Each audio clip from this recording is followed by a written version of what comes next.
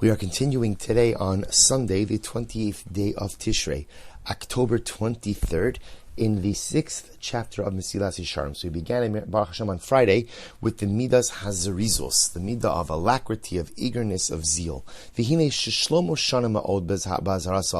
Melech he warned us multiple times about the danger of atzlos, the danger ultimately again of laziness and the need for zerizos.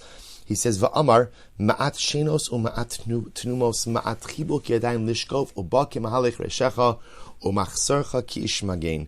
So this is actually a really beautiful pasuk. Shlomo Melech says, literally a little bit of sleep, a little bit of slumber, right? Ma'at chibuk yadayim, a little bit of folding of your hands. So again, sleep, slumber, folding of hands represents inaction, right? Yadayim lishkov, in order to sleep. So what happens? Literally translated, poverty will come like a traveler, and your lack like an armed man. Va'amar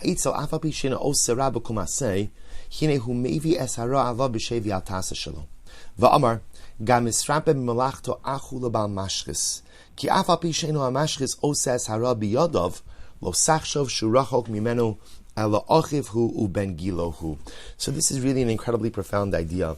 You see, the challenge of laziness, explains the Ramchal, the challenge of laziness is that there's nothing inherently evil about being lazy, right? In other words, failure to act is not the same thing as a commission of an Aveira. Yet it's the failure to act that ultimately, again, becomes the greatest mashchis, becomes the greatest source of destruction. That's why Shlomo Melech calls it achu. Laziness is like the brother to destructiveness, to destruction. Laziness itself is not a destructive act, but it paves the way for destructive behavior. So this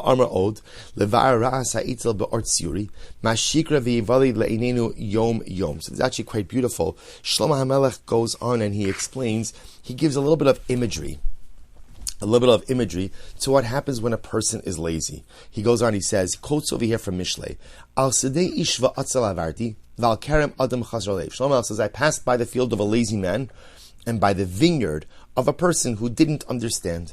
V'hine ala kulo kimshonim kasu parnav chardulim. And I saw that the field was overgrown with thorns, and nettles had covered its surface. It goes on, he says, also the stone fence was broken down. I saw this, and I learned the following lesson. Then, it's actually interesting, the Ramchal quoted the pasuk out of order. See, first Ramchal quoted the pasuk saying, a little bit of sleep, a little bit of slumber, folded hands invites destruction. The first part of that pasuk ultimately is Shlomo HaMelech saying, I walked by a field that was not tended to, and I saw the fence was broken, the thistles, the nettles, the thorns, everything was overgrown, and I realized that this is the price of inactivity. That inactivity, laziness, yields destruction. And he goes on and he says, V'hinei movad pshuto, asher amiti kimashma'o, shumash shekar al-sada etzal mamish. So again, leaving aside, says Ramchal, the obvious lesson, which is, the literal lesson is a true one as well. Literally, if you don't tend to your field becomes overgrown. Hine darshu b'cham zichron levracha midrashna. Chazal darshan this in an incredible way. What do they say? Zelashonam. V'hine alo kulo kimshonim. What does it mean ultimately when Shlomo Melech says that the field was overgrown with thorns? What does that mean? Shemevakish perusha shal parsha ve'eno motze. It refers to someone who is lazy in their approach to spirituality, and then when they want to understand something in Torah, they are unable to. Kasu panav charulim. Ultimately, again, it becomes covered by nettles. Mitoch shlo amal b'hem hu yoshev umetame satar umetares atame uporis gidron shel tamidei chachamim. Because a person was lazy again in their Torah learning, in their pursuit of spirituality, they go ahead and they declare pure that which is impure, that which is permitted. They rule as prohibited, and ultimately they break down the protective fences of Chazal. Uma ansho shel zeh. What happens to such a person? Shlomo Perushu. Poretz Geder Yishachanu Nachash, one who breaches the rabbinic fences which were enacted to protect biblical law, ultimately meets with a terrible demise. V'hainu, kirasa itzel ina.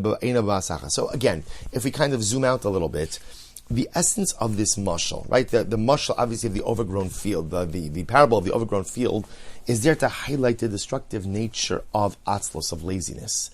What's interesting about laziness, says Ramchal, is the destructive byproducts of laziness are not immediately seen all at once. It takes time. It takes time. He says, sometimes it happens and you don't even realize what it is that's going on. So here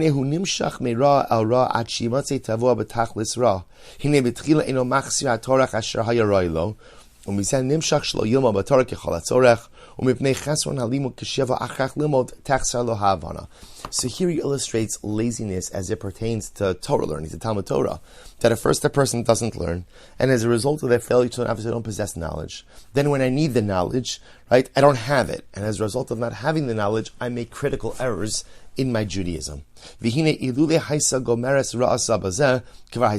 that was the end of the destructive nature of laziness, that would be terrible by itself.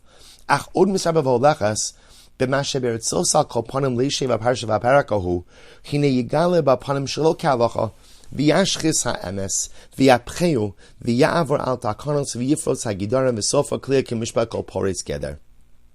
So again, it's not just that the byproduct of spiritual laziness is that I don't have Torah information, that I don't know what to do, but worse than that, it leads me ultimately again to pervert the understanding, to make mistakes, to make missteps in my Yiddishkeit. Omer Shlomo, ve'echaz anochi ashis libi. Hisponanti ala davra azeh v'ra'isi godol hara shebo, shu ke'eres ha'holich u'mispashet ma'at ma'at, ve'ein pu'ulaso nikeres ad hamisa, v'zeu ma'at shenos, ma'at tunumos, ma'at chibok yedayim lishkav, uba ke'mahalech reishecha u'machsorcha ki ishmagen.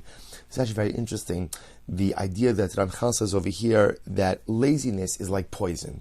Some person is poison. Person gets a snake bite, some other kind of poison. Sometimes the poison doesn't kill the person immediately. It slowly spreads through the system. And it's such a powerful mashal. Laziness is the same way. Often laziness by itself doesn't create immediate negative results. But over time, sustained laziness prevents a person from ever actualizing, from ever moving forward. And that failure to move forward ultimately manifests itself. Maybe not immediately. Maybe it'll take time. Maybe weeks, days, years, until the negative byproduct of laziness rears its ugly head. But it will happen.